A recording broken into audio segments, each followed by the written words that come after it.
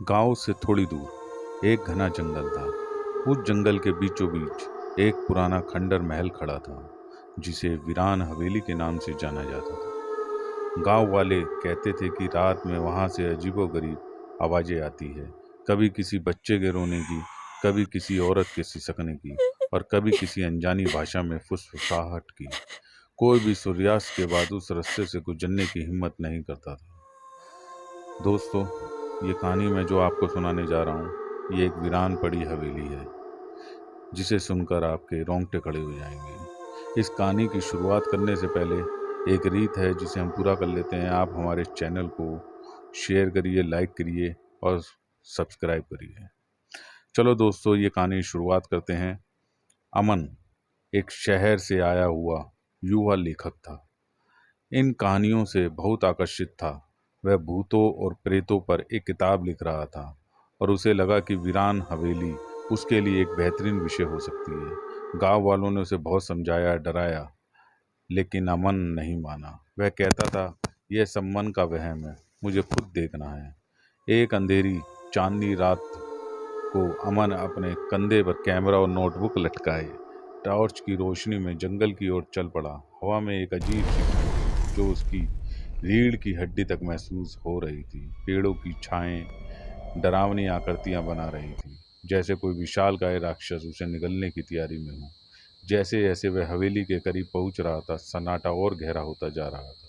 सिर्फ उसके कदमों की आवाज़ और पत्तों की सरसराहट की सुनाई दे रही थी। आखिरकार वह हवेली के सामने आ पहुंचा। सामने का दरवाज़ा आधा खुला था, जैसे किसी ने उसे जल्दबाजी में छोड़ा हो। अंदर से एक अजीब सी दुर्गंध आ रही थी, मानो जैसे कोई बदबू हो, जैसे किसी पुरानी चीज के सड़ने की बदबू हो। अमन ने हिम्मत करके अंदर कदम रखा। हॉल में धूल और जाले ही जाले थे। टूटे हुए फर्नीचर बिखरे पड़े थे और दीवारों पर अजीबोगरीब निशान बने हुए थे, जैसे किसी ने नाखूनों से खरोंचा हो। अमन ने अपना कैमरा निकाला और तस्वीरें लेने लगा। वह हर कोने को ध्यान से देख रहा था, कुछ ऐसे खोजने की उम्मीद में जो उसकी कहानियों को और भी डरावना बना सके। तभी उसे ऊपर से एक हल्की सी आवाज़ सुनाई दी, जैसे कोई धीरे धीरे चल रहा हो। उसका दिल तेजी से धड़कने लगा। उसने सोचा शायद कोई जानवर होगा। वह धीरे धीरे सीढ़ियां चढ़ने लगा। हर सीढ़ी पर उसके पैरों की आवाज़ गूंज रही थी, जो सन्नाटे को और भी भयानक बना रही थी। ऊपर एक लंबा गलियारा था, जिसके दोनों ओर कमरे थे। एक कमरे से हल्की रोशनी आ रही थी। अमन धीरे धीरे उस कमरे की ओर बढ़ा। जैसे जैसे वह करीब पहुंच रहा था, रोशनी और तेज होती जा रही थी। जब वह कमरे के दरवाजे पर पहुंचा तो उसने देखा कि अंदर एक पुरानी मोमबत्ती जल रही है, जिसकी लो अजीब तरह से हिल रही थी। कमरे के बीचों बीच में एक टूटी हुई कुर्सी पड़ी थी और उसके सामने एक पुरानी डायरी खुली हुई थी। अमन ने डायरी उठाई। उसके पन्ने पीले पड़ चुके थे, लेकिन लिखावट साफ थी। उसने पढ़ना शुरू किया। यह डायरी एक जवान लड़की की थी, जिसका नाम सारा था। सारा ने लिखा था कि कैसे कैसे उसके परिवार को उस हवेली में रहस्यमय तरीके से मारा गया था। उसने लिखा था कि एक अदृश्य शक्ति उन्हें हर रात को सताती थी, उन्हें सोने नहीं देती थी और उन्हें धीरे धीरे पागल कर रही थी। आखिर के कुछ पन्ने डरावनी और अटपटी लिखावट में थे, जैसे सारा ने किसी भयानक स्थिति में लिखा हो। आखिरी पन्ने पर सिर्फ एक वाक्य लिखा था, वह मुझे देख रहा है, वह मेरे अंदर है। अमन के हाथों से डायरी गिर गई। उसे लगा जैसे किसी ने उसके कंधे पे हाथ रखा हो और वह तेजी से पीछे मुड़ा, लेकिन वहां कोई नहीं था। मोमबत्ती की लो और भी तेजी से हिलने लगी और कमरे में अचानक ठंड बढ़ गई। उसे लगा जैसे उसके कान में कोई फुसफुसा रहा हो, लेकिन आवाज़ इतनी धीमी थी उसे समझ नहीं आ रहा था। अचानक डायरी फिर से अपने आप खुल गई और इस बार वह पन्ने पर खुली थी जहां आखिरी वाक्य लिखा था। अमन ने देखा कि लिखावट बदल गई थी। अब वह लिखा था, अब तुम यहाँ हो और तुम भी देखोगे। कमरे में रखी टूटी हुई कुर्सी अपने आप हवा में उठने लगी और फिर जोर से जमीन पर गिर गई। मोमबत्ती की लो बुझ गई। पूरा कमरे में घना अंधेरा छा गया। अमन को लगा जैसे कोई अदृश्य हाथ उसे जकड़ रखा हो। उसकी सांसें अटकने लगी। उसने भागने की कोशिश की, लेकिन उसके पैर जमीन में चिपक गए थे। उसे अपने चारों ओर अनगिनत आंखें महसूस हुई, जो उसे घूर रही थी। उसे लगा जैसे हवा में हंसी गूंज रही हो, एक ठंडी भयानक हंसी। उसकी आवाज़ गले में ही अटक गई थी। उसे समझ नहीं आया कि क्या हो रहा है, लेकिन उसे पता था कि वह अकेला नहीं है। अगले दिन सुबह गांव के कुछ लोग अमन को ढूंढते हुए हवेली में पहुंचे। उसने उसे हाल के बीच में बेहोश पाया। उसके हाथों में वह पुरानी डायरी थी जो अब पूरी तरह से खाली थी। अमन को होश आया तो वह कांप रहा था और कुछ बोल नहीं पा रहा था।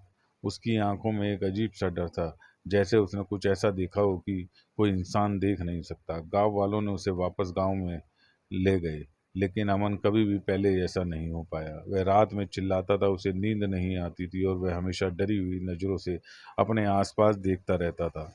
वह कभी उस रात की घटना को बता नहीं पाया, लेकिन उसकी आंखों में जो डर था वह बताता था कि वीरान हवेली में कुछ ऐसा था जो सिर्फ कहानियों में नहीं बल्कि हकीकत में मौजूद था।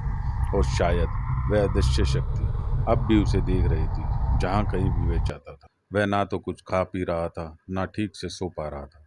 उसकी आंखों के नीचे काले घेरे घेरे होते जा रहे थे। गांव वाले कहते थे उस पर किसी आत्मा का साया है, पर एक बात किसी की समझ में नहीं आई।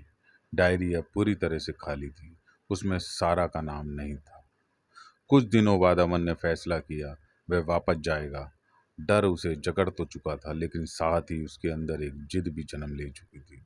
वह जानना चाहता था कि उस रात उसके साथ क्या हुआ और सारा की आत्मा क्या कहना चाहती थी।